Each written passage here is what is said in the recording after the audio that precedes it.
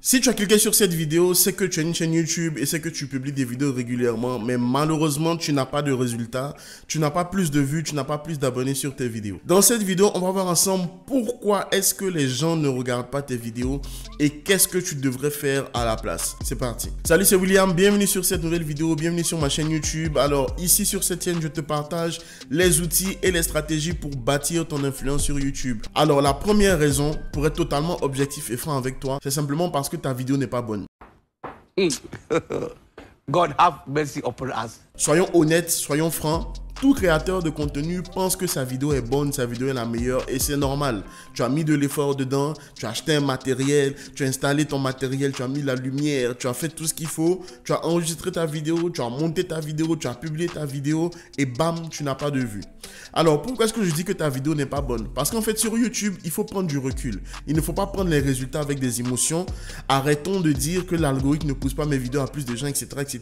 C'est faux. Si ta vidéo est bonne, statistiquement parlant, donc avec les chiffres à l'appui, ça ne ment absolument pas. Les chiffres ne mentent pas. Tu peux dire que ta vidéo est bonne, mais si en réalité les chiffres montrent que ta vidéo n'est pas bonne, alors ça veut dire que ta vidéo n'est pas bonne. Il faut comprendre que la priorité numéro 1 de YouTube, c'est pas que tu aies des abonnés, jamais. Ce n'est même pas que tu aies des vues, jamais. La priorité numéro 1 de YouTube, c'est que les gens passent le maximum de temps possible sur la plateforme.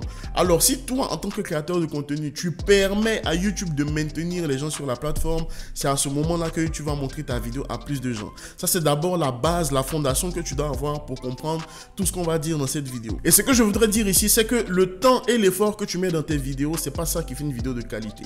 Une vidéo de qualité, c'est le spectateur qui va décider si elle est de qualité ou non. Mais le plus important, en fait, c'est ta capacité, toi, en tant que créateur de contenu, à faire en sorte que les gens restent plus longtemps sur ta vidéo. Par exemple, pourquoi est-ce que tu vas rester plus longtemps sur cette vidéo-là?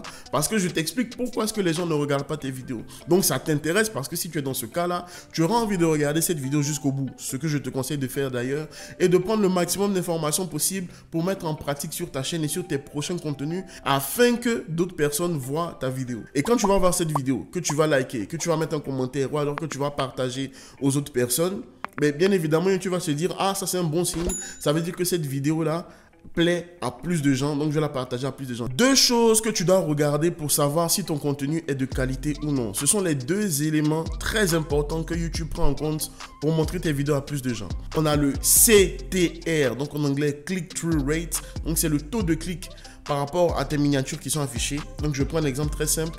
Si YouTube présente ta miniature et ton titre à 1000 personnes et que tu as 100 personnes qui ont cliqué, ça te fait un taux de clic de 10%.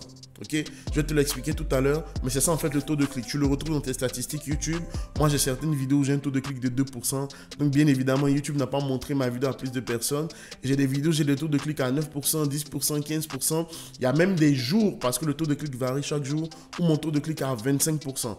Et si ton taux de clic est à 25%, que les gens regardent ta vidéo pendant un moment, ben c'est sûr que YouTube va montrer ta vidéo à plus de gens.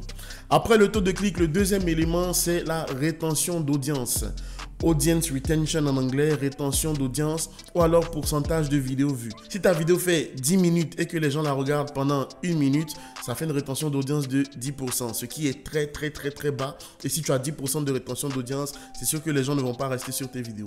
Mais si sur cette même vidéo de 10 minutes, un autre créateur de contenu maintient les gens sur sa vidéo pendant 50, 60, 70%, c'est excellent. Et s'il a un bon taux de clic, YouTube va montrer sa vidéo forcément à plus de gens. Maintenant, parlons du taux de clic. Alors le taux de clic, il faut savoir que YouTube nous dit qu'en moyenne, un bon taux de clic c'est entre 2 et 10%. Personnellement, je te conseille de viser au moins 5%. Lorsque tu as une petite chaîne, donc une petite audience et que tu publies tes vidéos, tu peux avoir des taux de clics qui sont à 10, 15, 20, 30% assez facilement parce que tu as une petite audience. Donc YouTube montre ton contenu à une petite partie de personnes et si généralement c'est tes abonnés, les personnes qui regardent régulièrement tes vidéos, ils vont cliquer et tu auras l'impression que ton taux de clic est élevé. Waouh, j'ai fait 30% de taux de clic. Non.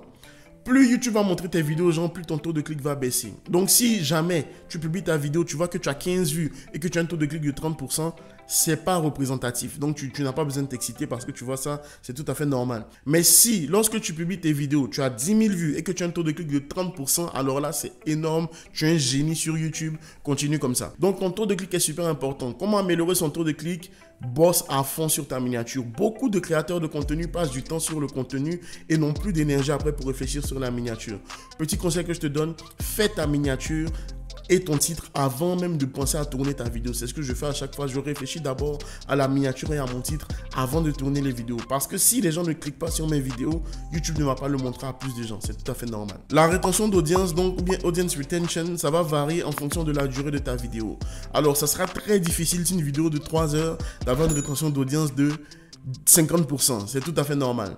Donc là, généralement, les créateurs de contenu sur YouTube, ils vont faire des vidéos entre 5 et 20, 30 minutes environ. C'est à peu près ça la moyenne. En général, c'est ça. Les vidéos de 2 heures et plus, c'est pas ça qui est la norme. La norme, c'est plutôt faire des vidéos assez courtes que les gens peuvent consommer rapidement et pouvoir aller de l'avant après. Donc, le but pour toi, en tout cas mon conseil, peu importe la durée de ta vidéo, essaie de viser au minimum les 40% de taux de visionnage sur tes vidéos. Pourquoi les 40%? Parce qu'à partir de 40, 50 et au-delà, donc si tu fais plus de 60%, là c'est magnifique. Plus de 60% avec un bon taux de clics, c'est sûr que tu vas montrer ta vidéo à plus de gens. Petite et dernière astuce pour la rétention d'audience, je te conseille de bosser ton intro. Ton intro, généralement sur YouTube, ça va être les 30 premières secondes. Et YouTube Analytics, c'est un outil magnifique parce que ça te permet de voir dans les 30 premières secondes quel est le nombre de personnes qui sont parties. Si il te reste au minimum 70% des gens qui restent après les 30 premières secondes, tu fais déjà un bon boulot. Mais si après les 30 premières secondes, tu te rends compte qu'il y a 80% des gens qui se barrent, alors là, ça veut dire qu'il y a un problème dans ton introduction. Voilà pourquoi tu ne verras plus d'intro sur ma chaîne. Et voilà pourquoi je ne conseille pas aux gens de mettre des intros à rallonge sur leurs vidéos. Ton intro fait 30 secondes, tu es sûr et certain de perdre les personnes au bout de 30 secondes. Parce que les gens n'ont pas la patience d'attendre une intro de 30 secondes, surtout s'ils ne te connaissent pas et te découvrent pour la première fois. Direct à une intro de 30 secondes, ça ne sert à rien. Personnellement, si tu veux faire une intro, mets juste un logo en 5 secondes maximum et tu passes à autre chose. Sinon, après, tu es en train de perdre du temps et ça gâche ton introduction. Et la personne qui est venue pour un sujet particulier, si tu ne vas pas droit au but, elle ne va pas rester longtemps sur ta vidéo. C'est tout à fait normal. Si tu as regardé cette vidéo jusqu'ici, écris en commentaire, comme ça les autres ne vont pas comprendre. Écris en commentaire, je fais partie du club des 100%. Ça montre que tu as regardé cette vidéo jusqu'à la fin. Et après ces 2 astuces que je t'ai données, voici maintenant une vidéo sur laquelle je te montre les stratégies pour avoir plus de vues sur ta chaîne YouTube. À la prochaine vidéo. Ciao.